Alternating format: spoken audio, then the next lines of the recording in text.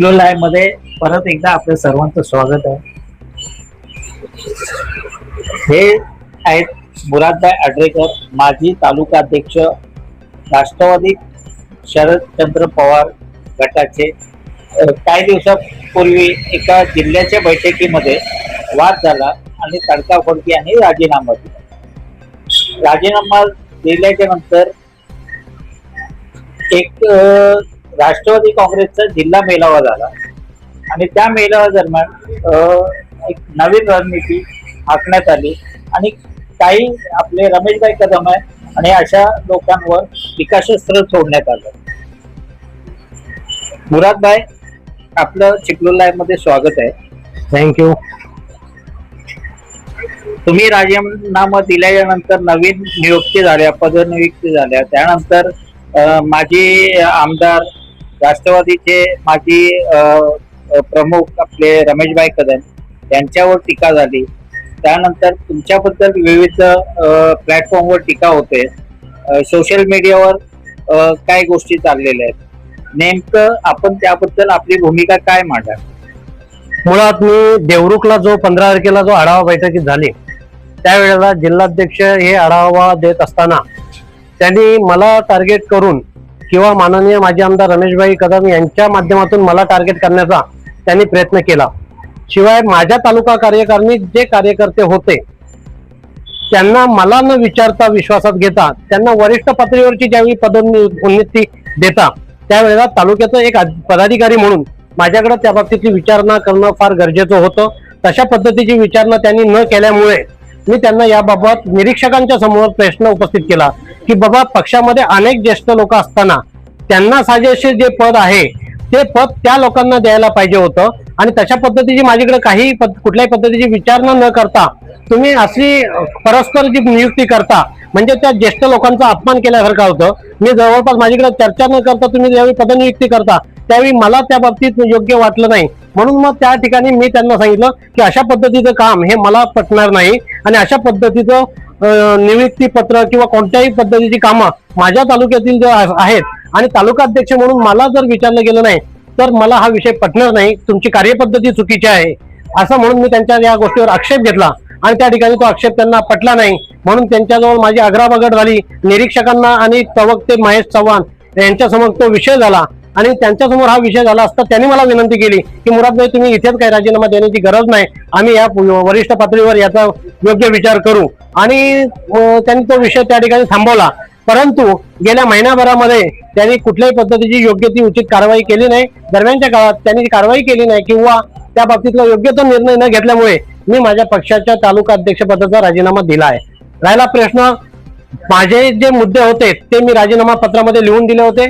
त्याच्या कुठल्याही पद्धतीचा उल्लेख हा जिल्हाध्यक्षांकडून त्याच्यामध्ये खोडण्यात आला नाही. ज्या बैठकीमध्ये तुम्ही त्यांना प्रश्न विचारलेत की बाबा तालुका अध्यक्ष म्हणून, त्यांनी सांगितलं की आमच्याकडे राजीनामा आला नाही, त्याच्यामुळे आम्ही दुसरा तालुका अध्यक्ष नेमला. परस्पर नेमला, कसा नेमला याच्या बाबतीत मला बोलणं नाही. त्यांना ग्रामीण भागातून कोण मिळालं नाही मिळालं याच्या बाबतीत मला बोलणं नाही. ग्रामीण भागात त्यांचा संपर्क किती आहे याच्या बाबतीत मला बोलणं नाही. परंतु ज्या माध्यमातून मी पक्षाचं काम केलं, मी वरिष्ठ पातळीवर हा विषय समजून सांगितला. दस्तूर खुद्द पवार साहेबांची भेट घेऊन या जिल्ह्यातील परिस्थितीबाबत एकूण सांगितलं, कोकणातील एकूण परिस्थितीबाबत पवार साहेबांना सांगितलं आणि ते त्यांना मान्य देखील होतं. आणि जिल्ह्यातील एकूण ही परिस्थिती असल्यामुळे जिल्हा अध्यक्ष यांच्या अपरिपक्वतामुळे आणि त्यांची राजकीय जो बालिशपणा जो आहे यामुळं या जिल्ह्यातील राष्ट्रवादी संपल्यासारखी जमा आहे. आणि ते जरी म्हणत असले चिपळूणमध्ये काय झालं नाही तरी परवाच्या बैठकीमध्ये फक्त किरकोळ लोक बोटावर मोजण्यासारखी जी होती त्याला निरीक्षकांनी ही जाहीर सभा, विराट सभा असं जे घोषित केलं आणि त्याच्यामध्ये त्यांनी माजी आमदार, आमच्या सर्वांचे लाडके नेते रमेशभाई कदम यांच्यावर जाहीरपणे टीका केली.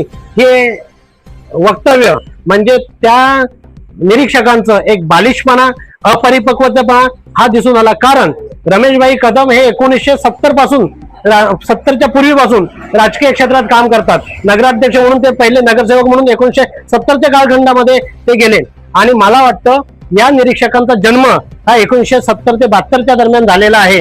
त्याच्यामुळे यांचं जेवढं वय आहे त्याच्यापेक्षा जास्ती राजकीय कारकिर्दीत ही रमेशभाई कदमांची आहे आणि रमेशभाई कदम हे सन्माननीय लोकांच्या मनातील जनता राजे आहेत आणि त्यांच्याबद्दल बोलणं म्हणजे सूर्यावर थुंकल्यावर थुंकी आपल्या तोंडावर उडवून घेणं असं आहे. मुळात निरीक्षक यांनी येथे आल्यानंतर रमेशभाईंच्यावर बोलण्यापेक्षा रमेशभाईंच्या माध्यमातून किंवा त्यांच्या माध्यमातून या तालुक्यामध्ये असलेले कार्यकर्ते हे आपल्या पक्षाशी एकनिष्ठ कसे राहतील, पक्ष कसा वाढेल या बाबतीत बोलणं गरजेचं होतं.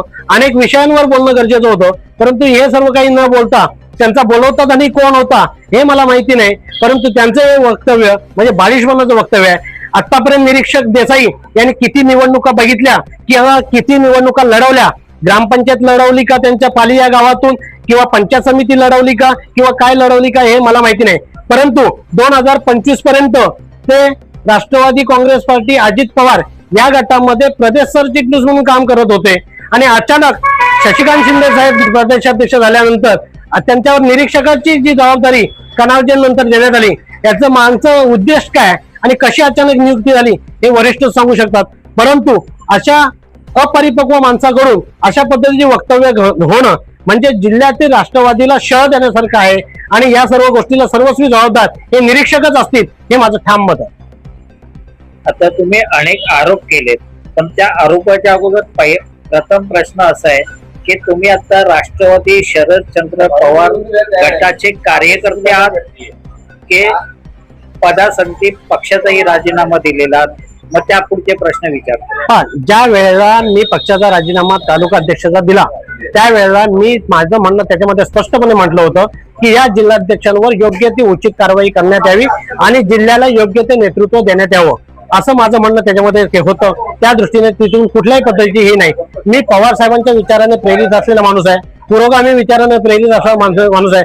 जोपर्यंत पवार साहेबांचे विचार पुरोगामीच्या अनुसरून जोपर्यंत जिवंत आहेत, पवार साहेब जोपर्यंत जीवन आहेत तोपर्यंत मी राष्ट्रवादीचा एक कार्यकर्ता, सर्वसामान्य कार्यकर्ता म्हणून या ठिकाणी काम करणार आहे. मग त्या ठिकाणी नेतृत्व कोण जरी असलं तरी या ठिकाणी काम करण्याची भूमिका ही पवार साहेबांसाठी निवड आणि निवड असेल हे माझं स्पष्ट मत आहे. आता तुम्ही कार्यकर्ता म्हणून एक प्रश्न विचारतो. एक कार्यकर्त्याची एक प्रमुख पदावर नेमणूक होते, जशी रमेशभाई कदमानं रोपट्याचं वटवृक्ष केलं तसंच तुम्ही काय वर्ष तालुका अध्यक्ष म्हणून एफर्ट्स घातले, स्वतःच तन मन धनानं आपण इथे पक्षासाठी, पक्षाच्या वाढीसाठी आणि शरद पवार साहेबांचे विचार जनतेपर्यंत पोहोचवण्यासाठी, पक्षाची ध्येय धोरणं पोहोचवण्यासाठी आपण कार्यरत होतो, बरोबर आहे. आणि अचानकपणे तुम्हाला राजीनामा द्यावा लागतो, तुमची कुठली शानिशा नाही, कुठली विचारपूस नाही, मग ह्यात आतोनात पक्षाचा हाल होतो का? तसं आता रमेशभाई कदम माझे आमदार, त्यानंतर एवढी वर्ष आहे, त्यानंतर रोपट्याचा जो काही विषय वटवृक्ष केलं, मग अशा पण व्यक्तीला आणि तुमच्यासारख्या व्यक्तीला अचानक राजीनामा द्यावा लागतो किंवा पक्षाच्या बाहेर जावं लागतं, त्याची कुठली विचारपूस होत नाही. मग ही जे रणनीती आहे किंवा हे जे वागणं आहे पक्ष प्रमुखाचं, स्थानिक जे काही निरीक्षक असतात, याने पक्षाचं खच्चीकरण होतं का? आपण ज्येष्ठ पत्रकार आहात, आपण हे सर्व पाहत आलात. 1999 ला ज्यावेळी पक्षफुटी झाली त्यावेळी जिल्ह्याची परिस्थिती काँग्रेसमय होती. अशा परिस्थितीमध्ये पवार साहेबांच्या सोबत हे सर्व ज्येष्ठ नेते जर गेले नसते तर पवार साहेबांच्या कार्यकर्त्यांकडून या ठिकाणी वृक्षाचा वटवृक्ष झाला असता का? आणि वटवृक्ष झाला नसता तर या ठिकाणी आज निरीक्षक जे आले होते ते या ठिकाणी निरीक्षक म्हणून ते आले असते का? हा सगळ्यात मोठा एक प्रश्न. आणि पवार साहेबांच्या नंतर जर का मिनी शरद पवार जर कुणाला बोललं जातं तर माजी आमदार रमेशभाई कदम यांना बोललं जातं. आणि रमेशभाई कदमांबद्दल अधिक मी काय सांगणं हे उचित नाहीये, कारण ते इव्हन पवार साहेब दस्तूर खुद्द जाणतात आणि पवार साहेबांना देखील रमेश कदम काय आहेत हे देखील माहिती आहेत. आता याच्या बाबतीत हे जे निरीक्षक आहेत किंवा पक्षश्रेष्ठी आहेत, जयंत पाटील साहेबांना सन्माननीय पवार साहेबांनी जिल्हा अध्यक्ष देण्यात यावं रमेशभाईंना, आणि त्यासाठी जयंत पाटील साहेबांनी बोलावून घेतल्यानंतर ज्या पद्धतीनं बारक्या शेठ बने जो आमच्या पक्षातील आता सध्या जिल्हाध्यक्ष म्हणून आहेत त्यांनी आणि बबन कनावजे तत्कालीन निरीक्षक यांनी जो गटातटाचा विषय केला आणि त्याच्या माध्यमातून त्यावेळेला पद नियुक्ती होता होता ते पत्र थांबवण्यात आलं. हे काहीसं उचित नव्हतं आणि त्याच्यामुळे रमेशभाईंचं खच्चीकरण एक मार्गे करण्याचं काम या लोकांनी केलं आणि म्हणून रमेशभाईंनी तिथे राजीनामा दिल्यानंतर ज्या वेळेला ही आढावा बैठक झाली त्याच्यानंतर मी माझं मत मांडलं. त्याच्यामध्ये स्पष्ट भूमिका नगरपालिका निवडणूक असेल, नगरपालिकेतलं यश अपयश असेल, याच्या मागची भूमिका असेल, या सर्व गोष्टी मांडल्यानंतर माझ्या राजीनाम्यानंतर जर का पक्षश्रेष्ठींना, जर का माझ्यासारख्या सर्वसामान्य कार्यकर्त्याला ज्याने पक्षफुटीनंतर एक संघ पक्ष असताना देखील जिल्हाध्यक्ष म्हणून मी एका सेलचं काम केलेलं आहे.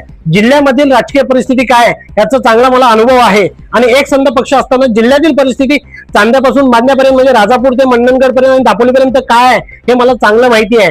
त्याच्यामुळं आता राजकीय परिस्थिती काय आहे हे देखील मला चांगलं माहिती आहे आणि हे जर पक्षाला जर समजून घ्यायचं नसेल तर मला त्याच्यामुळे काही दुखणं, मला मी माझी पद म्हणजेच मी माझं अस्तित्व समजतो. मी पद म्हणजे माझं अस्तित्व समजत नाही आणि पदामुळे मी आहे असं मी समजत नाही. मी माझ्या कामातून आहे आणि माझं काम मी स्वतःला रिप्रेझेंट करतो. ज्यावेळेला 2022 मध्ये राजकीय परिस्थिती झाली, अशा परिस्थितीमध्ये जी 90,000 विधानसभेला मतं मिळाली त्याच्यामध्ये साहजिकच आहे 2022ला जी राजकीय परिस्थिती झाली, पक्ष फुटला, विद्यमान आमदार, कार्यसम्राट आमदार, ऐक मिनिट, मी त्याच विषयावर येतोय. 2022 ला राजकीय परिस्थिती झाली, सन्मान्य कार्यसम्राट आमदार आमच्या सर्वांचे लाडकेच आहेत, ते अजूनही आहेत आणि त्या पक्षफुटीनंतर ही राजकीय अवस्था झाल्यानंतरही राष्ट्रवादी जिवंत ठेवण्याचं काम आपण गावात जाऊन जिल्हा परिषद गटनुसार आणि पंचायत समिती गट निहाय जाऊन इथे शरद पवारांचे विचार सांगून काम आपण जवळपास 85 ते 80% करण्याचं काम या ठिकाणी हक्काने केलं होतं. आणि अशा परिस्थितीमध्ये जे काम केलं त्याची पोचपावती मला जरी न्यायाने कोणी दिली नसली तरी ते माझ्या कामातून मला मिळालेली आहे. विधानसभेमध्ये मी ती दाखवून दिलेलं आहे आणि याचा मला सार्थ अभिमान आहे. माझा प्रश्न असा आहे की अनेक वर्ष पक्षासाठी कामकाज करायचं, तण मन धन देव आणि अचानक राजीनामा द्यायला लागतो किंवा राजीनामा दिल्यानंतर त्या कार्यकर्त्याला विचारत घेत नाही. हा कॉमन पब्लिक व्हॉइस म्हणून आवाज आहे. हा एका पक्षासंगती आपण चर्चा करत असताना हे मूळ तत्व जे आहे किंवा ही मूळ रणनीती किंवा हे मूळ वागणं आहे ना, ते सर्वच पक्षाच्या लोकांसाठी आहे. हा प्रश्न, माझा प्रश्न असा होता की अचानकपणे दिल्यानंतर मग तो एफर्ट्स तो व्यक्ती घालतो त्या पक्षासाठी, तो तण मन धन लावून पक्षाच्या वाढीसाठी निवडणुकाला समोर जातो आणि अशा प्रकारचं अचानक त्याला न विचारताना त्याचं कुठलं मत न घेताना सोडून दिलं जातं. त्याचं कारण यानं पक्षाचं नुकसान होतं का, नक्की कार्यकर्त्यांचं नुकसान होतं का आणि मुळात जनतेचं नुकसान होतं का? याचं मूळ कारण असं की 2014 ते 19 नंतर ज्यावेळेला भाजपला सत्तेमध्ये येण्याची संधी ही त्रिकूट सत्तेत आल्यानंतर गेली, त्यावेळेला ईडी आणि या सर्व यंत्रणेचा ज्यावेळी वापर करण्यात आला त्यावेळेला जे निवडून आलेली लोक आहेत हे कुठेही मागचा पुढचा विचार न करता आपली कातडी कशी वाचेल, आपण कसं वाचू या माध्यमातून त्या भाजपच्या सोबत सत्तेमध्ये समाविष्ट व्हायला लागले, भाजपमध्ये जायला लागले आणि मग ती तिसऱ्या आघाडीची फुटीरता होऊन हे सर्व पक्ष भाजपच्या सोबत समाविष्ट झाले. आणि मग त्यावेळेला कार्यकर्त्याचं मत ऐकून घेण्यापेक्षा माझी चामडी कशी वाचेल या हेतूने जे लोकप्रतिनिधी येते या ज्या पक्षात गेले आणि कार्यकर्त्याचं तिथं हे मनोधैर्य खचण्याचा तिथूनच सुरुवात झालेली आहे आणि हेच कार्यकर्त्याला रचलेलं नाही.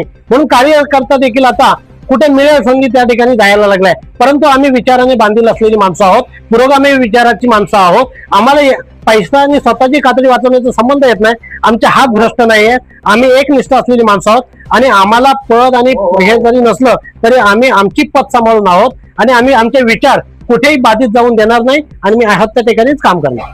मुरादभाई, मी प्रश्न जो विचारलाय त्याला आपण बगल देताय. बघल नाही, ऍक्च्युली मी प्रश्न विचारलाय की पक्षाचं एवढं काम करून अचानक राजीनामा द्यावा लागतो किंवा राजीनामा दिल्यानंतर विचारत न घेता पुढची तयारी केली जाते, पुढचे पद नेमले जातात, त्या पदावर दुसऱ्या कोणाला बसवलं जातं. त्यामुळे पक्षाच्या कार्यपद्धतीचं आणि लोकांचं हे नुकसान होतं का? 102% या सर्व गोष्टीची जाणीव या सर्व गोष्टी का बोलतोय ही गोष्ट? रमेशभाई कदमानं एवढी वर्ष पक्षासाठी दिल्यानंतर त्यांच्यावर पण ती वेळ येणं म्हणजे शोकांतिक आहे. साहेब, तुमचं म्हणणं अगदी रास्त आहे, 100% सत्य आहे. याच गोष्टीची जाणीव पक्षश्रेष्ठींना घ्यायला पाहिजे ना. जे आमचे वरिष्ठ लोक आहेत त्यांनी योग्य लोकांना खुर्चीत बसवलं पाहिजे ना. योग्य लोकांकडून माहिती घेतली पाहिजे ना, त्या गोष्टीची शहानिशा करून घेतली पाहिजे ना. वरिष्ठ पातळीवर जे कोण पदाधिकारी योग्य आहेत, कार्यालयीन सचिव असतील किंवा प्रदेशाध्यक्षांच्या खालची फळी जी असेल, त्यांनी योग्य माणसांकडून त्याची शहानिशा करून योग्य तो निर्णय घेतला पाहिजे ना. आपली खुर्ची आणि आपला कोणतरी स्नेही, आपला कोणतरी जवळीक या ठिकाणी जपणं म्हणजे पक्ष चालवणं होत नाही, हे माझं ठाम मत आहे. रमेशभाई कदमाने एवढे वर्ष एफर्ट दिले पक्षासाठी, बरोबर आहे ना, आणि त्यांना अचानक राजीनामा दिल्याच्या नंतर कुठलीही विचारपूस झाली नाही. आणि परवाच्या सभेमध्ये काय ठराविक टीकाही झाली त्यांच्यावर. पवार साहेबांनी त्यांना काय नाही दिलं, पवार साहेबांनी त्यांना आमदार केलं, पवार साहेबांनी जिल्हा अध्यक्ष केलं, आणखी काही गोष्टी होत्या. मी तर म्हणतो की ह्या सर्व गोष्टी असल्या देखील तरी एक लॉंग टर्म पवार साहेबांचा एक इथला कोकणातला एक समर्थक म्हणून जो कार्यकर्ता होता, त्याला नंतर पवार साहेबांनी खुद्द त्यांची विचारपूस करणं गरजेचं होतं. तेही करताना दिसलं नाही असं त्या चर्चेतनं आलं. दुसरी गोष्ट अशी आहे की पवार साहेबांची राजकीय कारकिर्दी आणि त्यांच्यावर टीका करणाऱ्यांची जी कारकीर्द, ती कारकीर्द मध्ये जमीन आसमानचा फरक असताना देखील जुन्या जाणत्या कार्यकर्त्यांचं जो आदर, जो स्थान असलं पाहिजे पक्षामध्ये, तो दिसत नाही.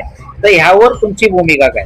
102% आपण जे बोलताय ते अगदी सत्य आहे. मला तेच म्हणायचं आहे की ज्या पद्धतीने रमेशभाई कदम यांनी 1999 पासून जे एफर्ट्स पक्षाला दिले, त्या पद्धतीने पक्षाने त्यांच्यासाठी काही दिलेलं नाही. मग शेकाप मधला प्रवेश जरी असला तरी तो पक्षाची सूचना होती म्हणून रमेशभाई कदमांनी स्वतःचं अस्तित्व पणाला लावलं.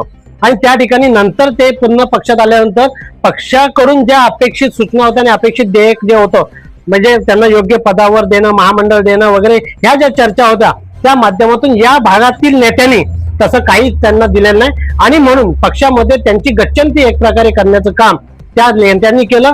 पर्यायानं पक्ष या ठिकाणी वाढला नाही, पक्ष या ठिकाणी ग्रीप घेतलं नाही. त्याने केलं की पक्षप्रमुखांना, पक्षप्रमुखाच्या सूचना असताना देखील नेत्यांनी केलं नाही, हे माझं स्पष्ट मत आहे. अच्छा, म्हणजे पहिल्या फळीतल्या दुसऱ्या फळीतल्या नेत्यांनी केलं नाही, म्हणजे तिथेही गटातटाचं राजकारण आहे असंच तुम्हाला वाटतं? मलाच मिळावं ही भूमिका सर्वांचीच असल्यामुळं तिथे मग दुसऱ्या कोणाला संधी जाता कामा नये, ही एक प्रत्येक पक्षामध्ये एक वेगळी भूमिका असते आणि ती आता सर्व माध्यमातून आपण पाहत आहात. अशा पद्धतीचं राजकारण सध्या चालल्यामुळे तिथे घराणेशाही असेल, तिथे मलाच मिळालं पाहिजे ही भूमिका असेल, या हेतूने कुठे या रमेश कदमासारख्या सर्वसामान्य निद्रवी माणसाला भोग भोगावा लागेल. आपण अनेक वर्ष पक्षाचं तालुका अध्यक्षपद भूषवलेलं आहे. पक्षाची आता तालुक्यातील स्थिती काय आणि नवीन जी कार्यकारिणी आली आहे त्यातनं तुम्हाला काय परिवर्तन दिसतंय का, असं एक कार्यकर्ता म्हणून, शरद पवार गटाचा एक कार्यकर्ता म्हणून मी तुम्हाला प्रश्न विचार. मी गेले 2022 जुलै 18 पासून तालुका अध्यक्ष म्हणून काम करत असताना मतदान केंद्र निहाय माझी माणसं आहेत. जवळपास 168 मतदान केंद्र आहेत तालुक्यामध्ये. त्या प्रत्येक केंद्रावर प्रत्येक गटातटात माझ्या पक्षाची म्हणण्यापेक्षा माझी जोडलेले कार्यकर्ते आहेत, माझ्या माध्यमातून जोडलेले कार्यकर्ते आहेत. आणि हे कार्यकर्ते हे माझ्या जवळचे असल्यामुळे या लोकांच्या माध्यमातून मला कसं काम करून घेण्याचं आहे हे मी विधानसभेमध्ये केलेलं आहे आणि त्या पद्धतीने माझं त्यांच्याशी संबंध आहेत. त्याच्यामुळं आता असलेल्या तालुका अध्यक्षांनी कशा पद्धतीने काय करावं किंवा ते काय करतात या बाबतीत मी बोलणं उचित नाही, तो त्यांचा आउट ऑफ. पण त्यांची भूमिका म्हणजे त्यांच्याकडे मी व्यक्तिगत चर्चा केल्यानंतर, काही कार्यकर्ते जे आता पदावर आहेत त्यांची चर्चा केल्यानंतर त्यांची भूमिका अशी आहे की आम्ही सर्व समन्वय साधून काम करू. तर त्या कामाला तुम्ही आपला रिस्पॉन्स देणार का? जोपर्यंत जिल्हाध्यक्ष बारक्या शेख बने हे हातावर घडी आणि तोंडावर बोट ठेवून काम करतात आणि त्यांचा बालिशपणा, हातावर घडी म्हणजे नेमकं अजित पवार गटाचा विषय बोलताय की नेमकं हाताची घडी आणि तोंडावर बोट असं ठेवून जे त्यांचं निश्चित पडल्यासारखं जे काम आहे, न बोलणं आणि मग नको त्या कारवाया करत राहणं आणि नको त्या पद्धतीनं कार्यकर्त्याला बिनडोकपणे बोलणं, हे त्यांचं जी पद्धत आहे ही आपल्याला रुचत नाही आणि मी माझ्या कार्यकर्त्याला त्यांच्यापासून दुखू इच्छित नाही. म्हणून ते त्या ठिकाणी असेपर्यंत माझ्या कार्यकर्त्याच्या बद्दल मी त्यांना कुठल्याही पद्धतीची माहिती किंवा कुठल्याही पद्धतीचं योगदान माझे कार्यकर्ते देणार नाही. हे होते मुरादभाई आडरेकर, 2022 ला तालुका अध्यक्षपद चिपळूण हे घेतलं. अनेक वर्ष ते शरद पवार विचारांचे कार्यकर्ते म्हणून इथे आहेत. रमेशभाई कदमाचे समर्थक, कट्टर समर्थक मानले जातात आणि त्यांनी अनेक गोष्टीवर टीका टिप्पणी केली, थेट आरोपी केलेत आणि काय लोकांचं राजीनामाही मागण्याचं थेट धाडस दाखवलेलं आहे. कार्यपद्धतीवर त्यांनी विश्लेषण केलेलं आहे. पाहूया ह्या पुढे काय काय होते. राष्ट्रवादी शरदचंद्र पवार गटाच्या माध्यमातून मुरादभाई बद्दल ते काय बोलतायत किंवा ते आपल्या नवीन पद्धतीमध्ये समन्वय साधून मुरादभाईला संधी घेऊन काम करतायत. चिपळूण लाईव्ह साठी शकील तांबे. धन्यवाद.